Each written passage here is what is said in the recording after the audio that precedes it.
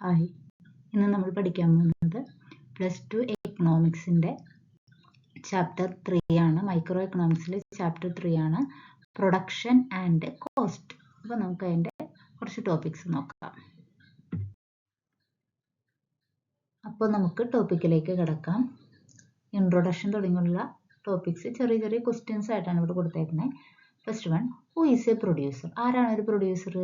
നമ്മൾക്ക് goods produce ചെയ്ത് തരികയും അല്ലെങ്കിൽ സർവീസ് പ്രൊവൈഡ് ചെയ്യുകയും ചെയ്യുന്ന എല്ലാവരെയും നമുക്ക് പ്രൊഡ്യൂസർ എന്ന് പറയാം. An economic unit that produces goods or provide service.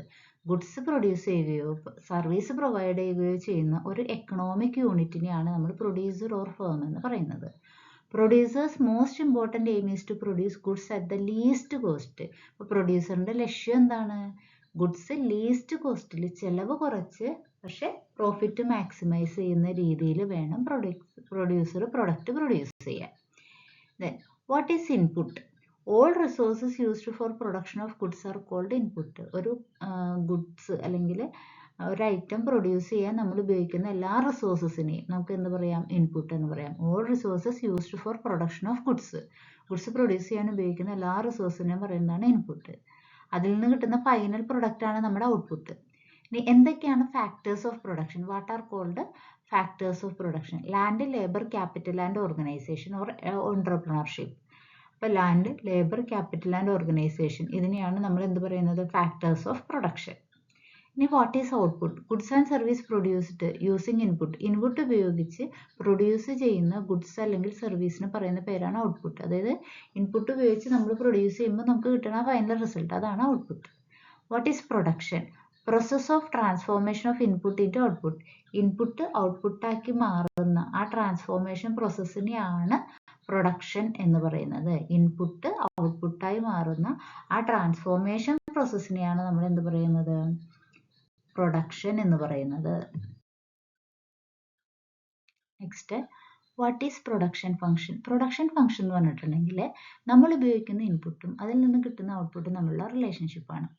അപ്പോൾ relationship between inputs used and output produced by a firm is called production function.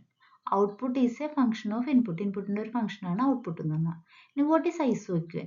ഐസോക്വൻ is also known as equal product curve. എന്താ പറയുന്നത്? Equal product curve. It is the locus point of combination of two inputs. രണ്ട് ഇൻപുട്സിൻ്റെ combination കാണിക്കുന്ന point, അതാണ് locus point. ആ പോയിന്റിനെയാണ് നമ്മൾ എന്ത് പറയുന്നത്? അതിൽ നിന്ന് വരയ്ക്കുന്ന കർവിനെയാണ് എന്ത് പറയുന്നത്? ഐസോക്വന്റ് എന്ന് പറയുന്നത്. അപ്പോൾ which give the same maximum possible level of output. ഇത് ഏത് കോമ്പിനേഷൻ ഉപയോഗിച്ചാലും നമുക്ക് maximum possible level of output കിട്ടും. അപ്പോൾ ആ ഒരു പോയിന്റിനെയാണ് നമ്മൾ എന്ത് പറയുന്നത്? ആ ലോക്കസ് പോയിന്റിനെയാണ്, ആ കോമ്പിനേഷൻ്റെ ലോക്കസ് പോയിന്റിനെയാണ് നമ്മൾ ഐസോക്വന്റ് എന്ന് പറയുന്നത്. അപ്പോൾ ഇവിടെ ഒരു എക്സാമ്പിൾ കൊടുത്തിട്ടുണ്ട്. x-1ഉം x-2ഉം. x-1ൻ്റെ നേരെ നമ്മൾ മാർക്ക് ചെയ്തേക്കുന്നത് x-2. അതിൻ്റെ ആ പോയിന്റിൽ മാർക്ക് ചെയ്തേക്കുന്നത് എ എന്ന പോയിന്റ് ആണ്. ലോക്കസ് പോയിന്റ് അവിടെ എ ആണ്. അടുത്ത് നോക്കിയേ, x-1ൻ്റെ നേരെ മാർക്ക് ചെയ്തേക്കുന്നത് x ആക്സിസിൽ x-1ഉം y ആക്സിസിൽ x-2ഉം. അപ്പോൾ ഒന്ന് ഫാക്ടർ 1ഉം ആണ്, ഒന്ന് ഫാക്ടർ 2ഉം ആണ്. അപ്പോൾ അതിൻ്റെ കോമ്പിനേഷനാണ് കാണിച്ചേക്കണത്. അപ്പോൾ x-1ഉം x-2ഉം. അപ്പോൾ അത് ആ പോയിന്റ് മീറ്റ് ചെയ്യുന്ന പോയിന്റിന് നമ്മൾ എന്തായിട്ട് കൊടുത്തു? ബി. എന്നിട്ട് ആ മുകളിൽ നിന്ന് ഈ എയും ബിയും ടച്ച് ചെയ്യുന്ന രീതിയിൽ ഒരു കർവ് വരയ്ക്കും. അതിനെ പറയുന്നതാണ് ഐസോക്വന്റ്. ക്യൂ എന്ന് ഡിനോട്ട് ചെയ്യും. ഇതിനെ പറയുന്നതാണ് എന്ത്? ഐസോക്വന്റ്. അപ്പോൾ ഈ പിക്ചറിൽ അത് വ്യക്തമായിട്ട് പറഞ്ഞിട്ടുണ്ട്. നമുക്ക് അടുത്ത ടോപ്പിക്കിലേക്ക് പോകാം. Next, what are the properties of isoquant? 4 properties ആണ്. Isoquants are convex to the origin. Convex എന്ന് പറഞ്ഞാൽ ഇങ്ങനെ കർവ് ഷേപ്പിൽ തന്നെയാണ് കോൺവെക്സ് എന്ന് പറയുന്നത്. Isoquant slope downward. ഇപ്പോൾ ഈ പിക്ചറിൽ തന്നെ നിങ്ങൾക്ക് അറിയാം, ഐസോക്വന്റ് മുകളിൽ നിന്ന് താഴത്തേക്കാണ്, അതായത് ഫ്രം ലെഫ്റ്റ് ടു റൈറ്റ് ആണ്. 2 isoquant will not intersect. 2 isoquant ഒരിക്കലും ഇന്റർസെക്ട് ചെയ്യില്ല, കൂട്ടിമുട്ടില്ല. അതും ഈ പിക്ചറിൽ നിങ്ങൾക്ക് വ്യക്തമാണ്. Then higher isoquant represent higher level of output. അതും ഈ പിക്ചറിൽ റെപ്രസെന്റ് ചെയ്യാൻ നമുക്ക് നോക്കിയാൽ IQ3 ഉണ്ട്, IQ1 ഉണ്ട്, IQ2 ഒരു മിഡിലായിട്ട് എടുക്കുന്നത്. അപ്പോൾ IQ3 എന്ന് പറഞ്ഞിട്ടുണ്ടെങ്കിൽ എന്താണ്? അത് ഹയർ ലെവൽ ഓഫ് ഔട്ട്പുട്ടാണ്. IQ1 എന്ന് പറഞ്ഞിട്ടുണ്ടെങ്കിൽ എന്താണത്? ലോ ലെവൽ ഓഫ് ഔട്ട്പുട്ടാണ്. അപ്പോൾ ഇനി അടുത്തത് ഐസോക്വന്റ് മാപ്പ്. ഇതുപോലെ കുറേ ഐസോക്വന്റിന്റെ ഒരു ഗ്രൂപ്പായിട്ട്, അതിനെ നമ്മൾ ഒരു ഗ്രാഫിൽ റെപ്രസെന്റ് ചെയ്യുന്നതാണ് isoquant map. A group of isoquant is called an isoquant map.